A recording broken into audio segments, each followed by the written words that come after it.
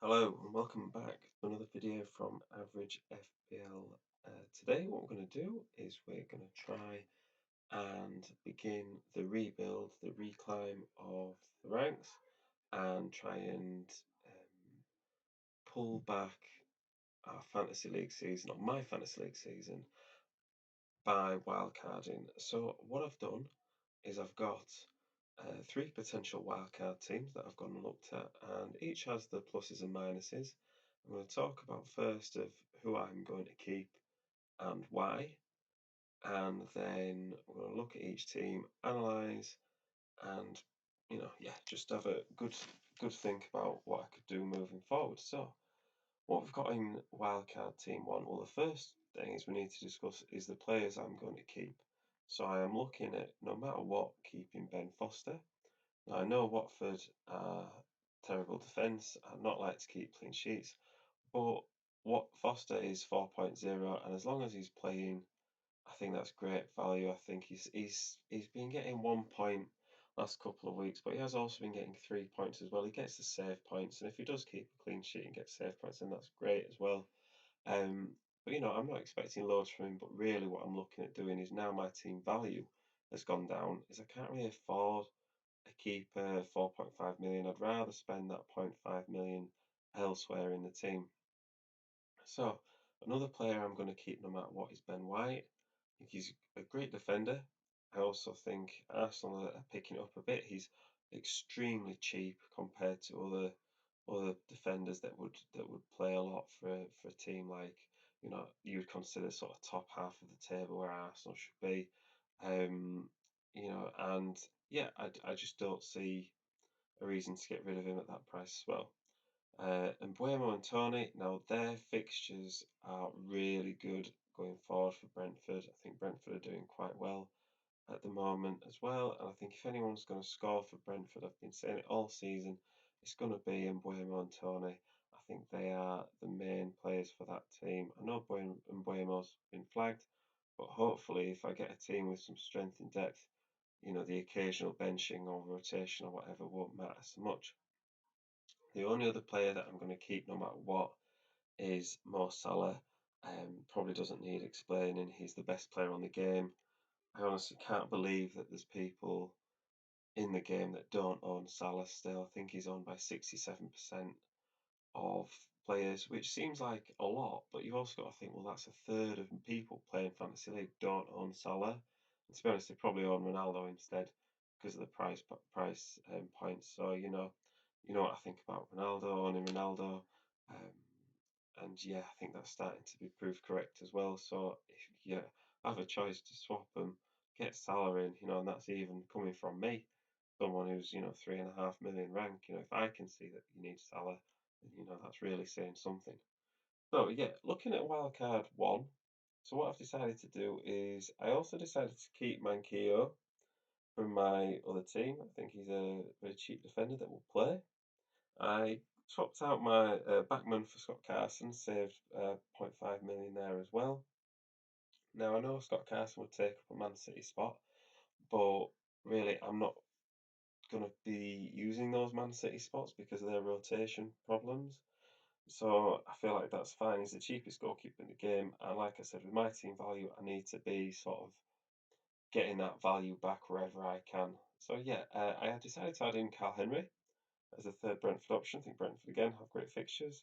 And Chilwell, I hadn't quite realised Chilwell's played 3 games this season, scored in each. He scored 3 goals in the last 3 games.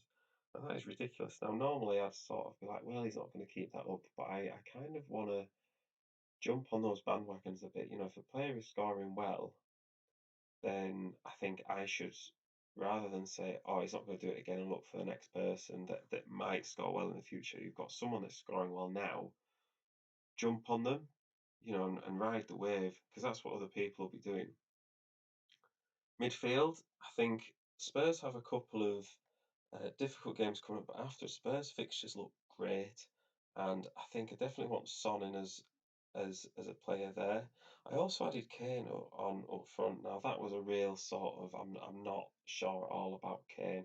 I mean, Spurs are not playing well, but I just think they're gonna have to start scoring and winning soon. And when they do, Son and Kane could be really good not value players, but low-owned players who could score points. So maybe not Kane so much. I'm really on the fence about that. But Son, I really think could be a good player moving forward. Mason Mount, I wanted to get in um, this week as well. Missed out on those. I think it was 24 points, which is obviously a bit gutting. But you know, I also think he's a player like Chilwell, who I think, you know, do I want to miss out on more points from Mount? You know, I could look at someone like Havertz from Chelsea as well and say, oh, well, Havertz hasn't scored yet, so maybe he's due a goal. And, you know, Mount's got his goals, so maybe he's less likely to score because he doesn't normally get as many goals as maybe he should. Whereas this year, I want to really focus on those players that are doing well and pick them. You know, stop trying to find reasons for not picking players that are doing well. If they're doing well, put them in. That makes sense. It sounds so simple, but for some reason, I continuously seem to avoid doing it. Um, Jimenez, I feel like Wolves have good fixtures as well going forwards, and he's very low owned. I think he could be a good differential. I think he's only 4% owned, maybe 7% owned. Um, so yeah, I don't really like the striking options. I think striking options have got a lot of injuries or a lot of flags as well. And I just think they're either really expensive or they're not they're not going to score. They're going to score. They're so cheap they just don't score consistently. So I just think, well, why am I putting them in my team? And I added Trossard in there. Brighton are doing very well, and I had, I think, 6.4 million left to spend. So I looked up 6.4 million midfielders, looked at Trossard, and I thought, hey, why not? You know, so yeah, that is game wildcard one. So we're just going to have a little look at wildcard, the second wildcard team. So this is the second wildcard team here. Now, you know, talking about strikers, you know, my striking predicament of them being either really expensive or really cheap and not playing or not scoring. That's what I've done here. So I went with Davis up front, and you know, compared to Kane, saving about 7 million in funds there. And same, I also reduced to Chris Wood. Now, I added in Matt Loughton as well in defence here because I think with Chris Wood and Matt Loughton, I think Burnley have some brilliant fixtures going forwards. And I just think Chris Wood is one of those players who he just gets a random hat trick in a game. He doesn't score very consistently. He sort of goes on those runs where he get a hat trick or he might get 5 goals in 7 games. I think looking at Burnley's fixtures going forward, I think they could be some of those games where Chris Wood starts scoring. You know, Burnley haven't had a good start to the season, and this is where they need to start picking up points. So it's really, you know, Chris Wood scores or Burnley are in real trouble. I kept, you know, Carl Henry, Ben White, and Buemo, Salah, Tony the same. Also kept Son the same in here and Mount. One person I did change on basically swapped out Kane for De Bruyne.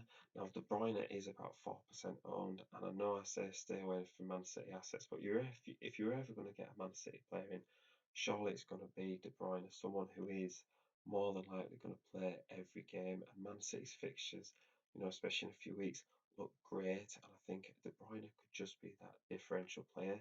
No one's talking about him. People talking about, you know, Salah, Ronaldo, Vardy, those players, and I think De Bruyne could really slip under the radar, and then all of a sudden he goes on a real burst of points, and people think, oh, blimey, you know, what about De Bruyne? How do we get him in? And I just think, you know, if I was to get my prediction hat on, I think that is quite likely. I also added in Trent Alexander-Arnold, so upgraded Ben Chilwell to Trent. I think Trent is probably the best defender so far. He's been in and out playing recently because of injuries and illness and things, but if you look at when he's actually played, he has scored like double digits a lot.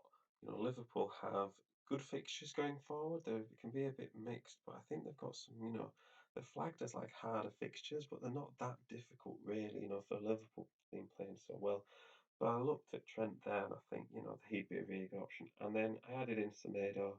I said in the last wildcard team that Jimenez, you know, and Wolves have good fixtures going forward. And I think that's the same. I think Semedo played every minute of the season so far. He's quite an attacking right back. I So I think, Wolves have a chance to get some clean sheets and Semedo might get an assist. And he's at a good price point there as well, and nice and cheap. So yeah, that is my second wildcard team. So moving on to the third potential wildcard team here. Now, putting Jamie Vardy, I know he's flagged. It was kind of just a little play around just to see how it would work. Leicester also have some really good fixtures going forward as well, and Vardy is the guy there. If they want goals, he's the one to go to. I wanted to get in a Leeds player as well. I really looked at getting in Jack Harrison, but he's just not been playing consistently. Now, with Bamford out injured, Leeds again, like Burnley in the last team, talked about, they really need to start winning games and start scoring goals. And I think with Bamford out, Rodrigo is going to play, and he if he's playing 90 minutes, Leeds' fixtures, I think he's worth a shout. I think 6.3 million is a reasonable price point. Not too much value in the players around him, I wouldn't say. So I think, yeah, I give Rodrigo a go and see how he does. I stuck with Mason Mount and De Bruyne, Salah and Mbeumo. I got Mark Noble in. I just wanted to save a bit of cash there, and I downgraded Trent to Van Dijk. And when I was doing that, I was thinking, I'm saving £1 million here, but I honestly think I might stick with Trent. I think he's that extra million you pay is totally worth it. But by downgrading him, it also meant I could get in Ben Chilwell as well. So I have a Liverpool defender and a Chelsea defender there as well. So it's a bit more of a balance. Would I rather have Trent and Semedo or Van Dijk and Chilwell? And that is a really tough decision that I'm going to have to think about. I've had, Mason Mount in my teams, and I think he's a really good price point, and I think he's going to play going forwards. Now he's back in the Chelsea team. Same with Chilwell, and Chelsea are Chelsea. I think you're really looking at those Liverpool, Chelsea, Man City potential assets going forward. And when I was looking through the fixtures for different teams, there's a lot of teams with mixed fixtures. And you think if you're getting in someone like Antonio or um, Jimenez or Callum Wilson up front, I just think you know their fixtures, whilst they might be good players, if they've got mixed fixtures, then you know they're not going to score as consistently well. So I think with these wildcards, I think I am looking at going cheap up front and putting a lot of value into midfield, especially, but also looking at potentially getting in some premium defenders, and that's the blueprint that I'm probably going to follow. I think I've narrowed down my potential players as well to these three teams. So I think if a player's not made these three teams, I'm probably not that interested in them. I think I'm going to try and get the best balance of players from the three teams that I've suggested here. And then, yeah, I think I'm going to put another video out later in the week when I've decided on my wildcard team, and then we'll do a preview into the weekend as well. So, yeah, thank you very much for listening. Let me know what you think. Would you pick one of the three teams? Do you think they're all awful? Am I way off the mark, or would you select different players from each of the three teams? Now, I really like De Bruyne. I really like Salah. I think they're two premiums that I want to have. If I can try and get Son in as well, I'd like to do that. So, for instance, in this team, I think I could maybe swap Vardy for Davies from Aston Villa and maybe look at upgrading somebody into Son. And then, yeah, I have to have a little play around to see if I can get Trent in as well. But yeah, thank you very much for listening. Hopefully, you're getting your team sorted as well. If you're wildcarding, hopefully this helps you, or maybe highlights some things that I've missed. And yeah, I'll see you in the next one.